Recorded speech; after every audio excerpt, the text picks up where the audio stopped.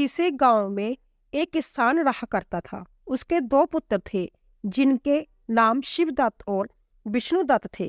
खेती बाड़ी करते हुए उनके दिन बड़े ही सुखपूर्वक बीत रहे थे। एक दिन वह बूढ़ा किसान बहुत ज्यादा बीमार पड़ गया और उसने अपने दोनों बेटों को अपने पास बुलाया और उनसे कहा कि मेरे बच्चों, शायद अब मेरा अंतिम समय आ गया है। मैं ये चाहता हूँ कि मेरे मरने के बाद तुम दोनों भाई आपस में मिलजुल कर रहो और सुख शांति के साथ अपनी जिंदगी गुजर बसर करो। मैंने किसी बुरे वक्त के लिए कुछ सोने की अशर्फियां इकट्ठी कर रखी थी, जिन्हें मैंने घर के पिछवाड़े में आम के वृक्ष के नीचे गाड़ रखा है। अब वह तुम्हारे काम आएगी। लेकिन मेरे बच्चों, तुम मुझसे यह वादा करो कि तुम दोनों आवश्यकता पड़ने पर ही उन अशर्फियों को बाहर निकालोगे। वह दोनों कहने लगे कि हम वादा करते हैं पिताजी, जैसा आप कहेंगे हम वैसा ही करेंगे। इतना सुनते ही बूढ़े किसान ने अपने प्राण त्याग दिए। दोनों बेटों ने उस बूढ़े किसान का अंतिम संस्कार कर दिया। पिता की मृत्यु से छोटा भाई शिवदत्त तो बहुत दुखी था, लेकिन बड़े भाई विष्णुदत्त को अपने पिताजी के मरने का जरा भी दुख नहीं था। उसकी आंखों के सामने तो सिर्फ सोने की अशर्फियां ही घूम रही थी। रात को विष्णुदत्त को नींद भी नहीं आ रही थी। वह बार बार करवट बदल रहा था। आधी रात के बाद सुबह होने से पहले ही वह उठकर बैठ गया और सोचने लगा कि शिवदत्त के जागने से पहले मुझे अपना काम पूरा कर लेना चाहिए, वरना फिर कभी ऐसा मौका नहीं मिलेगा। यह सोचकर उसने अपनी कुदाल उठाई और घर के पिछवाड़े उस पेड़ के नीचे जा पहुंचा, जहां पर अशर्फियां गड़ी हुई थी। कुछ ही क्षणों में उसने जमीन को खोदकर वहां से अशर्फियां बाहर निकाल ली। अशर्फियों को देखकर वह बहुत खुश हुआ। वह सोचने लगा कि वाह, इतनी सारी अशर्फियां, अब मुझे जिंदगी में कभी भी किसी चीज की कोई कमी नहीं होगी। उसने तुरंत ही वह अशर्फियों का घड़ा उठाया और दूसरे पेड़ के नीचे गाड़ दिया और फिर आराम से घर में जाकर अपने स्थान पर दोबारा लेट गया। जब सुबह हुई तो छोटा भाई शिवदत्त अपने बड़े भाई विष्णुदत्त को जोर जोर से आवाज लगाकर उठा रहा था कि भैया भैया, जल्दी उठो, गजब हो गया है। भैया, घर के पिछवाड़े में आम के पेड़ के नीचे की जमीन खुदी पड़ी है और वहां से सारी अशर्फियां भी गायब है। मुझे लगता है कि कोई चोर हमारी सारी अशर्फियां चोरी करके भाग गया है। विष्णुदत्त एकदम अनजान बनता हुआ बोला, क्या ऐसा कैसे हो सकता है? चलो मैं चलकर देखता हूँ। जब दोनों भाई उस जगह पर पहुंचे तो सच में ही वहां की जमीन खुदी पड़ी थी। छोटे भाई शिवदत्त ने कहा, अब क्या करें भैया, मेरे विचार से हमें पहले कोतवाली में जाकर सूचना देनी चाहिए। कोतवाली का नाम सुनकर विष्णुदत्त कुछ घबरा गया, लेकिन अगले ही पल विष्णुदत्त अपने को संभालते हुए बोला कि ठहरो शिवदत्त, कोतवाली जाने की कोई जरूरत नहीं है। शिवदत्त बोला, लेकिन क्यों भैया? विष्णुदत्त ने कहा, मैं अच्छी तरह जानता हूँ कि चोर कौन है जिसने दबी हुई अशर्फियां निकाली है। शिवदत्त ने चौंक कर पूछा, भैया क्या आप जानते हैं वह कौन है? विष्णुदत्त बोला, हाँ, तुम जानना चाहते हो तो सुनो, वह चोर तुम ही हो। विष्णुदत्त ने अपनी चोरी छिपाने के लिए उल्टा अपने भाई पर ही आरोप लगा दिया। विष्णुदत्त की बात सुनकर शिवदत्त बोला, भैया जे आप क्या कह रहे हो? नहीं भैया, मैं चोर नहीं हूँ, मैंने कोई चोरी नहीं की है। विष्णुदत्त कहने लगा कि तुम्हारे और मेरे अलावा इन अशर्फियों के बारे में और कोई नहीं जानता था, इसीलिए अब यह बात साफ है कि तुम अकेले ही सारी अशर्फियां हड़पना चाहते हो। शिवदत्त ने यह सुनकर कहा कि ऐसा मत कहो भैया, मैं सच कहता हूँ, मैंने कोई अशर्फियां नहीं चुराई है। मैं अशर्फियों के बारे में कुछ नहीं जानता। विष्णुदत्त बोला कि मैं कोई सफाई नहीं सुनना चाहता।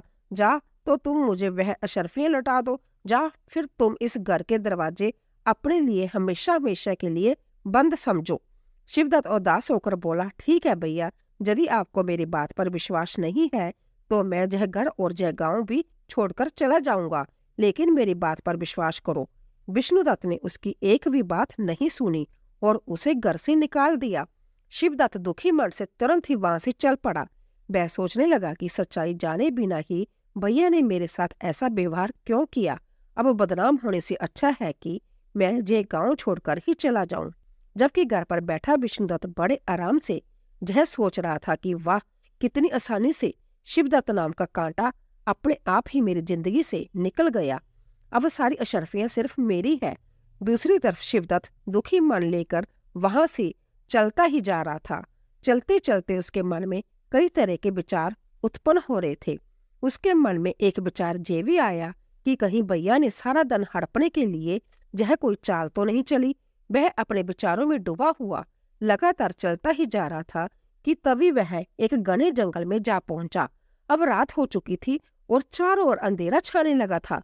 उलझन में पड़ा शिवदत्त यह सारी बातें सोच ही रहा था कि तभी उसके कानों में कुछ आवाज सुनाई दी कि यह 2000 तुम्हारी और यह 2000 मेरी। शिवदत्त सोचने लगा कि यह आवाजें कैसी है। सच्चाई जानने के लिए शिवदत्त आवाज की दिशा में गया तो उसने देखा कि 2 आदमी एक झाड़ी के पीछे बैठे थे और वह दोनों आपस में धन का बंटवारा कर रहे थे। शिवदत्त को यह समझने में देर न लगी कि यह दोनों आदमी चोर है और यह दोनों चोरी का माल आपस में बांट रहे हैं। तभी अचानक से घोड़ों के चलने की आवाजें आई। अंधेरा होने के कारण चोरों को कुछ भी दिखाई नहीं दिया। वह सोचने लगे कि शायद राजा के सैनिक हमें ढूंढते हुए जहां तक आ गए हैं, और वह डर के कारण कांपने लगे और कहने लगे, इस धन को यहीं छिपाकर भाग चलते हैं और आधी रात के बाद जहां आकर बंटवारा कर लेंगे। यह कहकर चोर अपना चोरी का माल छोड़कर वहां से भाग गए। जब शिद्दत की नजर उन अशर्फियों पर पड़ी तो वह मन ही मन बहुत खुश हुआ। लेकिन तभी उसके मन में एक दूसरा विचार आया कि यह अशर्फियां चोरी की है, इन्हें साथ में ले जाना ठीक नहीं होगा। इन्हें मैं यहीं पर गाड़ देता हूँ और जरूरत पड़ने पर इनको ले जाऊंगा। यही सोचकर शिवदत्त ने वह सारी अशर्फियां कुछ दूर ले जाकर एक पेड़ के नीचे गाड़ दी और रात वहीं बिता के सुबह अपने रास्ते पर चलने लगा। अभी वह कुछ दूर ही चल पाया था कि तभी कुछ डाकुओं ने उसको घेर लिया और डाकुओं का सरदार उससे बोला कि जो कुछ भी तुम्हारे पास है वह निकालकर हमें दे दो, नहीं तो जान से मार दिए जाओगे। शिवदत्त बोला कि भाइयों, मैं तो खुद ही एक मुसीबत का मारा हूँ, मेरे पास धन वाला कहाँ से आएगा।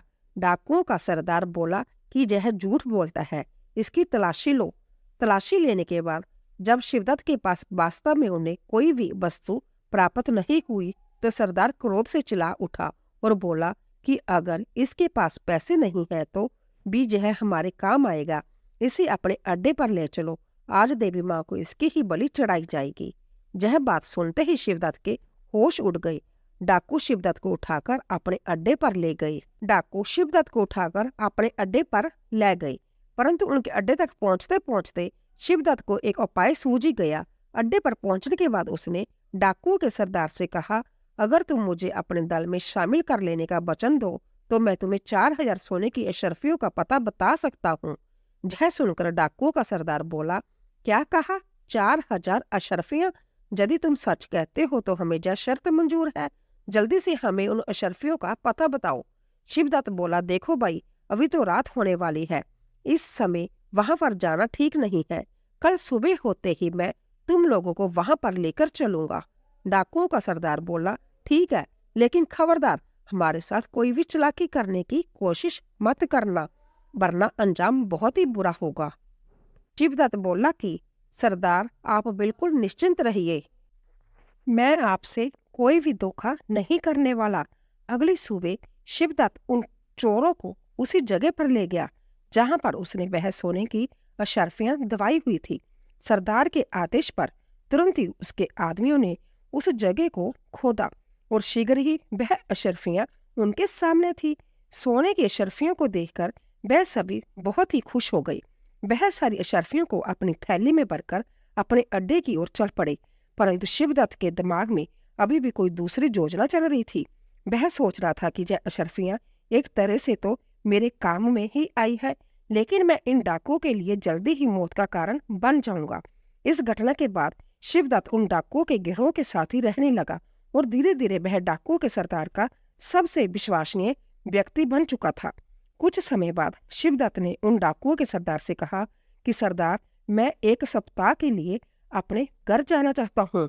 वहां पर मेरी बूढ़ी माँ है और एक बार मैं उनसे मिलना चाहता हूँ। सरदार, जो शिवदत्त की योजना से बिल्कुल ही अनजान था, वह शिवदत्त को अपना सबसे विश्वासी व्यक्ति मानता था और उसने शिवदत्त को 1 सप्ताह के लिए अपने घर पर जाने की आज्ञा दे दी। शिवदत्त अपने घर जाने के लिए रवाना तो हुआ, परंतु वह अपने घर जाने की बजाय राजा के महल की तरफ चला गया। उधर राज महल में महाराज पहले ही उन डाकुओं के आतंक से बहुत परेशान थे। वह अपने महामंत्री से कह रहे थे कि मंत्री जी, आखिर वह डाकू कब पकड़े जाएंगे? पूरा देश उनके आतंक से परेशान हो रहा है। मंत्री जी बोले, मैं अपनी तरफ से पूरी कोशिश कर रहा हूँ महाराज। वह आतंकी जल्दी ही आपको कारागार में नजर आएंगे। उसी समय वहां पर एक पहरेदार आया और बोला कि महाराज की जय हो। महाराज, एक व्यक्ति आपसे डाकुओं के संबंध में मिलना चाहता है। महाराज बोले, अच्छा तो उसे तुरंत जहां पर लेकर आओ। कुछ समय बाद ही वह पहरेदार शिवदत्त को राजा के सामने लेकर आया। शिवदत्त बोला, महाराज को मेरा प्रणाम, मेरा नाम शिवदत्त है महाराज।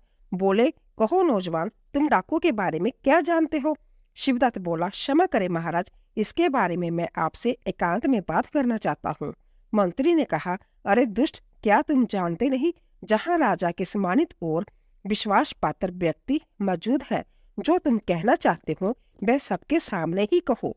राजा बोला, ठहरिए मंत्री जी, यदि यह हमसे एकांत में बात करना चाहता है तो हम इससे एकांत में ही बात करेंगे, आप लोग जाइए।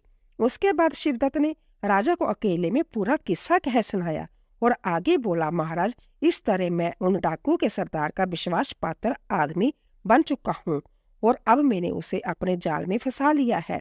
अब बस उसे और उसके साथियों को पकड़ने के लिए मुझे आपकी सहायता की आवश्यकता है। यह सुनकर राजा बोला, बहुत खूब नौजवान, तुम्हारी चतुराई और साहस से मैं बहुत ही प्रसन्न हूँ। उन भयानक डाकू को पकड़ने के लिए जो भी सहयोग चाहिए मैं करने को तैयार हूँ। कहो क्या करना होगा? शिवदत्त बोला कि महाराज, परसों रात को आप कम से कम अपने 500 सिपाहियों को मेरे साथ भेज दें। मैं उन सभी को उन डाकुओं के अड्डे पर ले जाऊंगा, जहां पर वह सैनिक उन डाकुओं पर आक्रमण कर देंगे और उन डाकुओं के गिरोह को गिरफ्तार कर लिया जाएगा। राजा बोला, बिल्कुल ठीक बेटा, तुम्हारी सलाह बिल्कुल उचित है। तो जैसे तय रहा कि हम परसों रात को अपने सैनिकों को तुम्हारे साथ भेजेंगे। तब तक तुम यही राजमहल में रहो और हमारे मेहमान बनकर रहो। उसके 2 दिन बाद शिवदत्त अपनी योजना के अनुसार सैनिकों को लेकर डाकुओं के अड्डे पर पहुंच गया। सैनिकों की टुकड़ी ने उन डाकुओं पर आक्रमण कर दिया। कुछ ही समय में सैनिकों ने उन डाकुओं को गिरफ्तार कर लिया और उनमें से कुछ डाकू मारे भी गए और जो बचे हुए थे उनको महाराज के सामने पेश किया गया। वहां पर शिवदत्त को देखकर डाकुओं का सरदार मन ही मन सोचने लगा, कितना बड़ा धोखा हो गया। इस शैतान के बच्चे शिवदत्त ने हमें कहीं का नहीं छोड़ा। अगले दिन दरबार में सभी दरबारियों और मंत्रियों से विचार विमर्श करने के बाद राजा ने उन सभी डाकुओं को मृत्यु दंड दे दिया। उसके बाद राजा ने कहा कि शिवदत्त, तुम्हारी बहादुरी से हम बहुत ही प्रसन्न हैं। आज से हम तुम्हें अपना सेनापति नियुक्त करते हैं। शिवदत्त ने यह सुनकर कहा कि महाराज, आपका बहुत बहुत धन्यवाद, जो आपने मुझे देश की सेवा करने के लायक समझा। उधर दूसरी तरफ शिवदत्त का बड़ा भाई विष्णुदत्त अपने पिता की मेहनत की कमाई को बुरे कामों में बर्बाद कर रहा था। उसे जुआ खेलने की बुरी लत लग चुकी थी। वह शराब और जुए में अपना सारा पैसा बर्बाद कर चुका था। उसकी हालत इतनी बुरी हो चुकी थी कि अब उसके पास खाने के लिए अन्न तक भी नहीं बचा था। पूरे गांव में वह इतना बदनाम हो चुका था कि अब उसके गांव में कहीं भी कोई भी काम नहीं मिल रहा था। इसीलिए उसने यह निश्चित किया कि इस गांव में भूखा मरने से अच्छा है कि मैं किसी दूसरे गांव में जाकर कोई काम धंधा ढूंढूं। इसी तरह वह चलते चलते उसी राज्य में आ पहुंचा जहां पर उसका भाई शिवदत्त सेनापति बन चुका था। उसी नगर में वह किसी सेठ की दुकान पर गया और उनसे पूछने लगा कि सेठ जी, क्या मुझे कोई काम मिल सकता है? तो सेठ जी ने उससे कहा, अरे भाई, तुम तो चेहरे से ही चोर उचक्के लगते हो, तुम्हें भला कोई क्या काम देगा? इसीलिए मुझे माफ करो भाई और जहाँ से जाओ। विष्णुदत्त सोचने लगा कि ईमानदारी से शायद मुझे जहाँ पर कोई काम नहीं देगा, अब तो पेट भरने के लिए मुझे चोर उचक्का ही बनना पड़ेगा।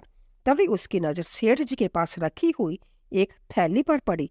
उसे लगा कि यह स्वर्ण मुद्राओं की थैली है। उसने वहां से वह थैली उठा ली और तुरंत ही वहां से भाग गया और सेठ को उसे पकड़ने का मौका ही नहीं मिला। वह तो बस चोर चोर चिल्लाता ही रह गया। बाजार के कुछ लोग उसके पीछे पीछे भागे, लेकिन वह विष्णुदत्त को पकड़ नहीं पाए और मायूस होकर वह लोग वापस लौट गए। इधर शिवदत्त सेनापति बन चुका था और वह अपना काम बड़ी ही ईमानदारी से कर रहा था। एक दिन महाराज ने शिवदत्त को बुलाया और कहा कि बेटा, तुम एक बहुत ही बहादुर, बुद्धिमान और नेक आदमी हो। मैं सोच रहा हूँ कि मैं अपनी बेटी का विवाह तुम्हारे साथ ही कर दूं, लेकिन मैं तुम्हारी राय जानना चाहता हूँ। शिवदत्त ने कहा, महाराज, यदि आपकी यही इच्छा है तो मैं इनकार नहीं कर सकता। मुझे यह विवाह स्वीकार है। कुछ ही दिनों में एक शुभ मुहूर्त देखकर दोनों का विवाह संपन्न करा दिया गया। विवाह को अभी कुछ ही दिन बीते थे कि एक दिन महाराज ने शिवदत्त से कहा कि बेटा शिवदत्त, अब हम बूढ़े हो चुके हैं, इसीलिए हम चाहते हैं कि अब राज्य की बागडोर तुम संभाल लो। अगले ही दिन शिवदत्त का राज तिलक कर दिया गया। महाराज अब तीर्थ यात्रा पर चले गए। कुछ महीनों के बाद जो सबसे बड़ी समस्या शिवदत्त के सामने आई वह थी विष्णु चोर की, जो उसी का सगा भाई विष्णुदत्त था और अब तक वह एक नामी और खतरनाक चोर बन चुका था। सैनिकों ने काफी प्रयास किए, लेकिन वह उसे पकड़ न सके। चोर उसी जंगल में एक पेड़ के खोकर में रहा करता था। एक रात वह बैठा सोच रहा था कि कोई ऐसी तरकीब लगाई जाए कि मुझे बार बार चोरी करने की आवश्यकता ही न पड़े। अगर मैं एक बार राज खजाने पर हाथ साफ कर लूं तो मुझे जीवन में दोबारा कभी भी चोरी करने की आवश्यकता नहीं पड़ेगी और फिर मैं किसी दूसरे देश में जाकर अपनी आगे की जिंदगी बड़े आराम से गुजार सकता हूँ। अगली रात राज खजाने की चोरी करने के उद्देश्य से विष्णुदत्त राजमहल के पीछे जा पहुंचा। हाथों में रस्सी लिए हुए वह दीवार पर चढ़ने की सोच रहा था और दूसरी तरफ संजोग से उस चोर के बारे में सोच सोचकर राजा शिवदत्त को नींद नहीं आ रही थी। उस समय वह महल की छत के ऊपर घूम रहे थे। जैसे ही विष्णुदत्त रस्सी के सहारे छत के ऊपर चढ़ा, वहां पर मौजूद राजा शिवदत्त ने उसे देख लिया। राजा शिवदत्त ने अपनी तलवार निकाली और साथ ही अपने सिपाहियों को आवाज लगाई। कुछ ही पलों में सैनिक वहां पर पहुंच गए। राजा ने सैनिकों से कहा कि सैनिकों, गिरफ्तार कर लो इसे। विष्णुदत्त ने वहां से भागने की पूरी कोशिश की, लेकिन वह भागने में सफल नहीं हो पाया और सैनिकों ने उसे पकड़ ही लिया। शिवदत्त उसे देखकर बोला, अरे तुम तो मेरे भाई विष्णुदत्त हो, लेकिन तुम एक नामी चोर बन जाओगे, यह तो मैं सपने में भी नहीं सोच सकता था। उसने सैनिकों को आदेश दिया कि इसे ले जाओ और कारागार में डाल दो। सुबह दरबार में ही हम इसकी सुनवाई करेंगे। विष्णुदत्त को अब कारागार में डाल दिया गया। अब वह मन ही मन अपने किए पर पछता रहा था और सोच रहा था कि मेरी बुरी नीयत ने मुझे आज पतन की इतनी गहराई में धकेल दिया, जबकि शिवदत्त, जिसे मैंने बेईमान बनाकर धक्के मारकर अपने घर से निकाला था, अपनी ईमानदारी और नेकी की वजह से एक राजा बन गया है और मैं, जिसके पास सब कुछ था, एक चोर बनकर आज उसके बंदी गृह में पड़ा हूँ। इधर शिवदत्त की आंखों में भी नींद का नामो निशान नहीं था। वह सोच रहा था कि कल का दिन मेरी जिंदगी का बहुत ही कठिन दिन होगा। मुझे एक बहुत ही भयानक अग्नि परीक्षा से गुजरना होगा। क्या मैं इस परीक्षा में कामयाब हो पाऊंगा? काश महाराज ने मुझे राजपाट ना सौंपा होता। काश मैं जहाँ का राजा ना होता। यही सोचते सोचते रात गुजर गई। अगले दिन दरबार में विष्णुदत्त चोर को पेश किया गया। महाराज ने उससे कहा, विष्णुदत्त, तुम्हारे ऊपर लगाए गए सारे चोरी के इल्जाम प्रमाणित हो चुके हैं। क्या अब तुम्हें अपनी सफाई में कुछ कहना है? विष्णुदत्त बोला, महाराज, मैं बस इतना ही कहना चाहता हूँ कि मुझ जैसे शैतान को आप इतनी कठोर से कठोर सजा दे कि भविष्य में चाहकर भी कोई मेरे जैसा ना बन सके। शिवदत्त ने कहा, ठीक है, हम तुम्हें ऐसी ही सजा देंगे। शिवदत्त ने सैनिकों को आदेश दिया कि सैनिकों, इस चोर को ले जाओ और इसका एक हाथ और एक पैर काट कर इसे देश की सीमा से बाहर निकाल दिया जाए। शिवदत्त का यह न्याय देखकर उसकी प्रजा और उसके मंत्री सब उसकी जय जयकार करने लगे। तुरंत ही राजा की आज्ञा का पालन किया गया और चोर विष्णुदत्त का एक हाथ और एक पैर काटकर उसे राज्य की सीमा से बाहर निकाल दिया गया। जब वह देश छोड़कर जा रहा था तभी उसके सामने राजा शिवदत्त आ गए। शिवदत्त को देखकर विष्णुदत्त बोला कि महाराज, काश आपने मेरा हाथ और एक पैर काटने की बजाय मुझे मौत की सजा दे दी होती। मेरा एक हाथ और एक पैर कटवा के तो आपने मुझे तड़फ तड़फ कर मरने के लिए इस दुनिया में छोड़ दिया। शिवदत्त ने कहा कि उस समय तो मैं एक राजा था, परंतु अब आपके सामने राजा शिवदत्त नहीं बल्कि आपका छोटा भाई शिवदत्त खड़ा है। एक राजा होकर मैंने एक चोर को सजा देकर अपने धर्म का पालन किया है और अब एक भाई अपने भाई के पास अपने धर्म और कर्तव्य का पालन करने के लिए आया है। विष्णुदत्त ने कहा कि मैं समझा नहीं। शिवदत्त बोला, भैया मैं जानता हूँ कि एक हाथ और एक पैर कटने की वजह से आप कभी भी कोई काम नहीं कर पाएंगे, इसीलिए मैं आपको कुछ दन देने आया हूँ। इस थैले में कुछ स्वर्ण मुद्राएं हैं जो कि मेरी मेहनत की कमाई हुई है। मुझे विश्वास है कि इतने धन के साथ आप किसी दूसरे देश में अपना जीवन आराम से व्यतीत कर सकते हैं। लेकिन भैया आप इनकार मत करिए, नहीं तो कभी भी मैं अपने आप को माफ नहीं कर पाऊंगा। यह सुनकर विष्णुदत्त की आंखों में आंसू बहने लगे। वह बोला कि मैंने तुम्हारे साथ धोखा किया था, मेरे साथ तो यह सब होना ही था, लेकिन तुम कितने महान हो। ईश्वर हमेशा तुम्हें इसी तरह से खुश रखे। फिर दोनों ने आपस में गले लगकर एक दूसरे से बड़े ही बारी मन से विदा ली। बड़ा भाई छोटे भाई से कहने लगा कि मेरी ईश्वर से यही विनती है कि मुझे हर जन्म में तुम्हारे जैसा ही भाई मिले। और दोनों भाई अपनी अपनी राह पर वापस चले गए और उसके बाद उस देश में विष्णुदत्त को दोबारा किसी ने भी नहीं देखा और राजा शिवदत्त भी अपनी प्रजा का पालन करते हुए एक सुखमय जीवन बिताने लगा।